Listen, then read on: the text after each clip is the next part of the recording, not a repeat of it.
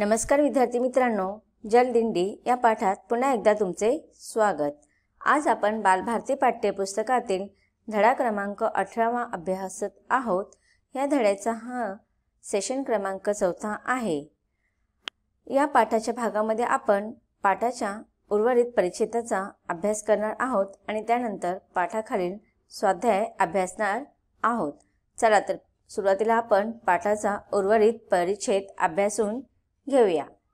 लेखकाला जेव्हा दुसऱ्या दिवशी नदीच्या पात्रामध्ये पुन्हा कचरा आलेला दिसतो, पुन्हा नदीचं पात्र प्रदूषित झालेलं पाहतो, तेव्हा लेखकाला विचार केल्यानंतर लक्षात येतं की आपण काहीतरी वेगळ्या पद्धतीने योजना राबवायला हवे होते आणि हे अगोदरपासूनच करायला हवे होते। ह्या गोष्टीला आता फार उशीर झालेला आहे आणि आपल्या अगोदरच्या पिढीने जे काही चुकीचं कार्य केलेलं आहे त्यामुळे आता आपल्याला हे प्रदूषणयुक्त जीवन जगावं लागत आहे। पुढे लेखक म्हणतात की दुसऱ्या दिवशी जलपर्णी काढण्याचं काम पुन्हा सुरू झालं। आता बघा, पहिल्या दिवशी जे कार्य झालेलं होतं त्या आनंदाने उत्साहाने सगळेजण जे नदीचं पात्र स्वच्छ करून घरी गेले होते, पण दुसऱ्या दिवशी जेव्हा लेखक येतात आणि नदीत पुन्हा पाहतात की सगळं नदीचं पात्र प्रदूषित झालेलं आहे, म्हणून त्या दिवशी लेखक पहिल्या दिवशी कामाचा क्षीण असल्या कारणाने, थकवा असल्या कारणाने मग त्या दिवशी कोणीही काम करत नाही, पण दुसऱ्या दिवशी जाऊन पुन्हा मग जलपर्णी काढण्याचं काम सुरू होतं। आधी रविवारी होणारं काम हळूहळू दररोज होऊ लागलं। आता बघा, लेखक आणि त्यांचे इतर सहकारी होते, त्यांनी एक निश्चित वार ठेवलेला होता। त्या रविवारी येऊन सगळ्यांनी एकत्र येऊन हे नदीचं पात्र स्वच्छ करायचं असं ठरलं होतं, पण नंतर हळूहळू हे काम दररोज होऊ लागलं। बहुधा ती जीवनशैलीच बनली आमची। काही वेळेसच यश मिळायचं, पण नदीचं स्वच्छ रूप हे ध्येय आहे हे लक्षात ठेवून काम चालू राहिलं। आळंदीहून निघून इंद्रायणी, भीमा नद्यातून प्रवास करताना नदीची स्वच्छता करत पंढरपूरला पोहोचायचे ठरले। नदी मार्गे प्रवास करायचा हे ठरवून प्रवासाची ढोबळ रचना आकार घेऊ लागली। मग अशा रीतीने लेखक आणि त्यांच्या सहकाऱ्यांद्वारा हे जी मोहीम घेतलेले होते, नदीचे पात्र स्वच्छ करण्याचं जी काही मोहीम घेतलेली होती ते दररोजच्या दररोज स्वच्छ होऊ लागले, स्वच्छ करू लागले। आणि ह्या मोहिमा मग त्यांनी फक्त त्यांच्या गावापुरता किंवा त्यांच्या शहरापुरता मर्यादित न ठेवता की पूर्ण नदीचे जितकंही नदीचं पात्र आहे ते पूर्ण रीतीने स्वच्छ करायचं हे ध्येय लेखकाने निश्चित केले। आणि मग अशा रीतीने त्या नदीच्या पात्रातील जो मार्ग होता, नदी मार्गातील जे काही इतर मोठ्या छोट्या नद्या होत्या त्या सगळ्या स्वच्छ करण्याची मोहीम लेखकांनी राबवण्याची योजना केली।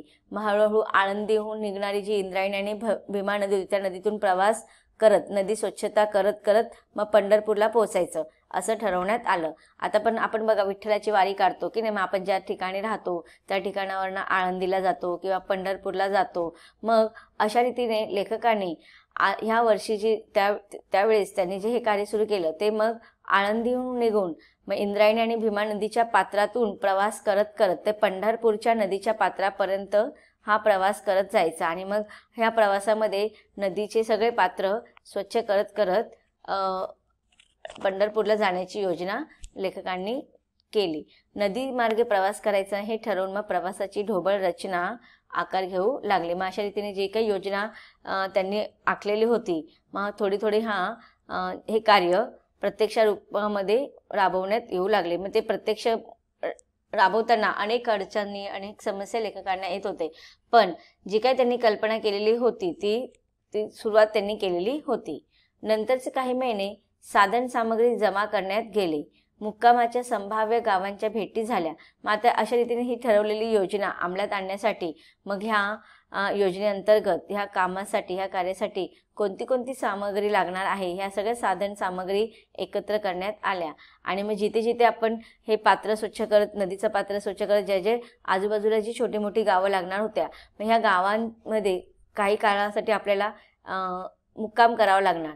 मग अशा ह्या मुक्कामांच्या संभाव्य गावामध्ये ज्या गावामध्ये मुक्काम करण्याची शक्यता होती त्या गावांमध्ये जाऊन प्रत्यक्ष तिकडच्या लोकांना भेट देऊन तिकडची सगळी राहण्याची व्यवस्था आणि तिकडच्या लोकांचा काही हातभार लागतो का यासाठी लेखक आणि त्यांचे सहकारी मग प्रत्यक्ष गावी जाऊन भेटी देऊन येऊ लागले।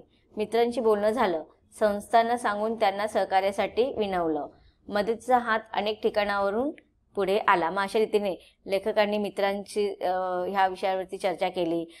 ज्या काही छोट्या मोठ्या संस्था होत्या त्यांच्याकडनं सहकार्याची मदतीचा विनंती केली आणि अशा रीतीने मग प्रत्येक संस्थेच्या मार्गातून, संस्थेकडून, लेखकांच्या मित्राकडून किंवा ज्या गावी ते राहणार होते, मुक्काम करणार होते, अशा गावांमधून गेल्यानंतर तिकडच्या लोकांनी सुद्धा मदत करण्याचं, सहकार्य करण्याचं निश्चित केलं आणि मग अशा रीतीने मदतीचा हात अनेक ठिकाणाहून या योजनेसाठी, या कार्यासाठी लेखकाला येऊ लागले.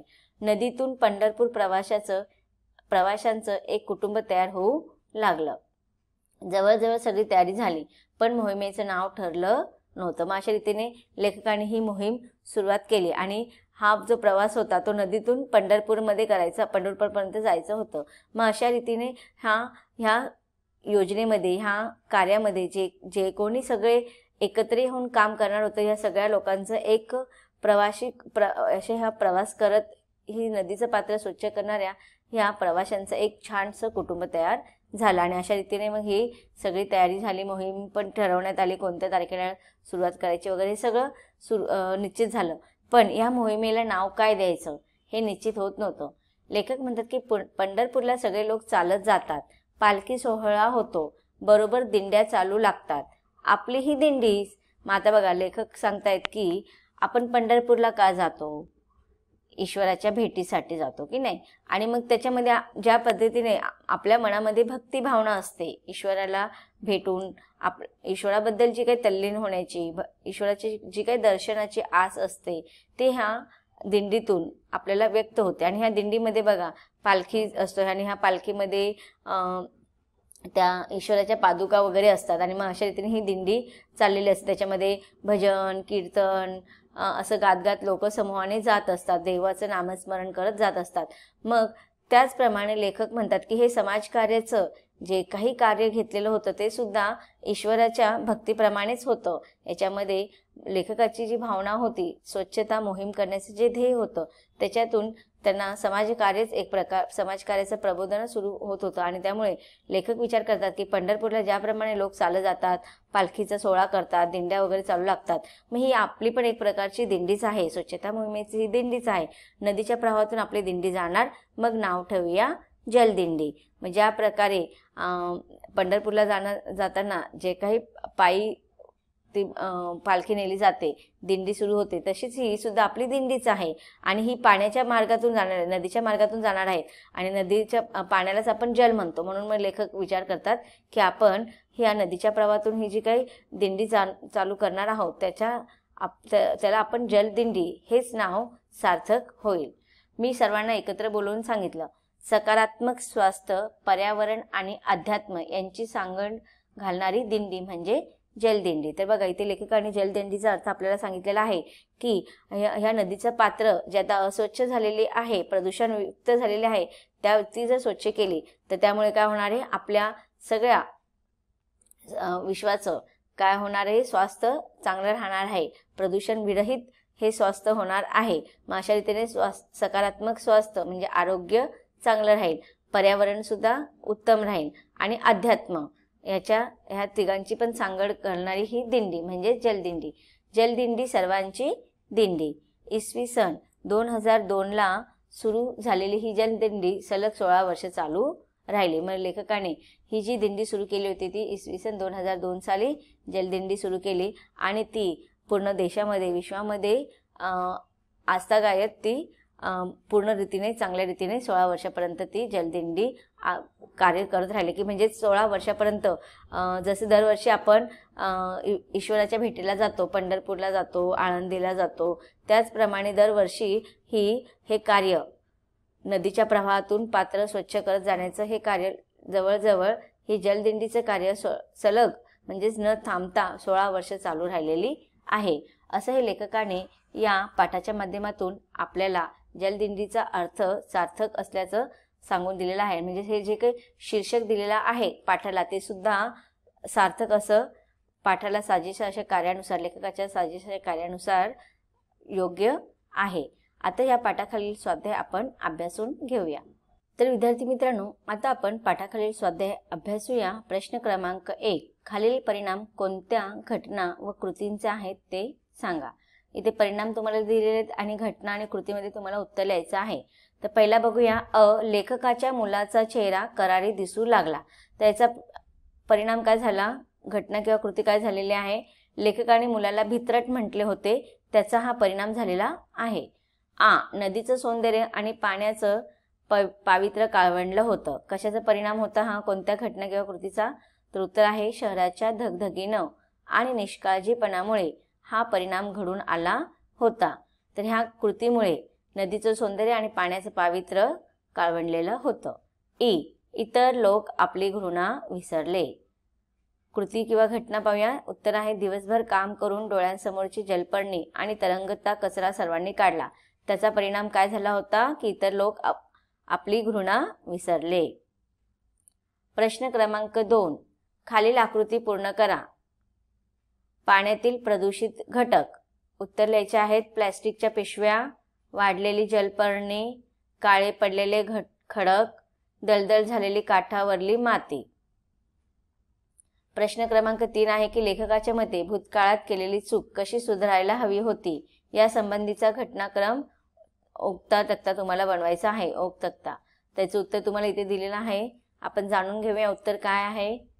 पहिला आहे नदीकाठचा विशिष्ट रुंदीचा पट्टा वनराईसाठी राखणे. दुसरं, त्यामुळे सांडपाणी शुद्ध होत नदीत जाणे. तिसरं आहे ते पाणी झाडांसाठी खतपाणी होणे व झाडी फोफावणे. आणि नंतरचं आहे नदी पात्रातून येत शहरात शुद्ध हवा पसरणे. प्रश्न क्रमांक 4, पालखी सोहळा या शब्दातील अक्षरांपासून पालखी सोहळा हे शब्द सोडून 4 अर्थपूर्ण शब्द तयार करा.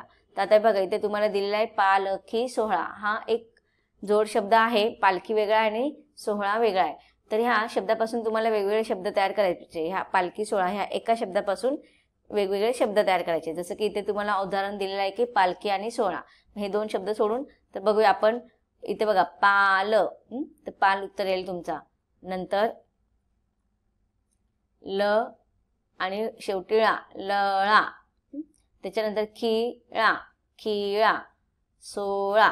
तर अशा रीतीने तुमचं हे 4 शब्द आपल्याला नवीन शब्द आपण बनवू शकतो. पुढचा प्रश्न पाहूया. प्रश्न क्रमांक 5, स्वमत लिहा. नदीचे पाणी प्रदूषित होण्यास कारणीभूत असलेल्या मानवी कृती लिहा. उत्तर, मैलपाणी, रसायन, तरंगत बुडत आलेल्या टाकाऊ वस्तू नदीच्या पाण्यात मिसळणे. तसेच वापरा आणि फेका या माणसाच्या संस्कृतीला धरून जे काही आपण वापरतो आणि वापरत झाल्यानंतर त्या वस्तू फेकतो त्या सर्व वस्तू नदीत जातात. पुढचा प्रश्न पोहायला येत असूनही लेखकाच्या मुलाला पाण्यात पडण्याची भीती वाटली. याचे तुम्हाला समजलेले कारण स्पष्ट करा. उत्तर, मुलाला पाण्याची भीती वाटत नव्हती. तो त्या पाण्यात सहज पोहला असता. पण नदीचे पाणी इतकं अशुद्ध होतं की त्याला त्या प्रदूषित पाण्यात पडण्याची भीती वाटत होती. पुढचा प्रश्न आहे स्वमत मधील हा प्रश्न आहे. जलदिंडीमध्ये सहभागी झाल्यास तुम्ही कोणती कामे आवडीने कराल ते लिहा. उत्तर, जलदिंडीमध्ये सहभागी झाल्यास मी पाण्यातील जलपर्णी काढण्याचे आणि पाण्यावर तरंगणारा कचरा, प्लॅस्टिकच्या पिशव्या उचलण्याचे काम आवडीने करेल.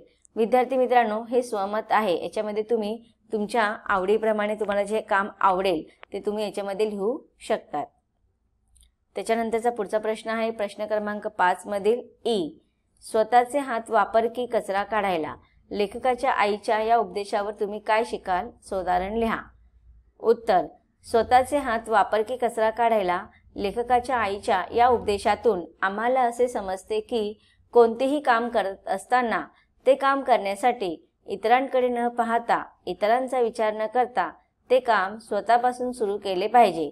उदाहरणार्थ, मला माझे गाव स्वच्छ करायचे आहे तर गावातील इतर नागरिकांकडे न पाहता आधी मी माझ्या हातात खराटा घेतला पाहिजे. हळूहळू सर्व गाव माझ्यासोबत गाव स्वच्छ करण्यास येईल. तर विद्यार्थी मित्रांनो, अशा रीतीने हा पाठ आपण वेगवेगळ्या भागामध्ये अभ्यासलेला आहे आणि या भागामध्ये पाठाचा स्वाध्याय सुद्धा आपण अभ्यासलेला आहे. हा पाठ इथे संपतो. धन्यवाद.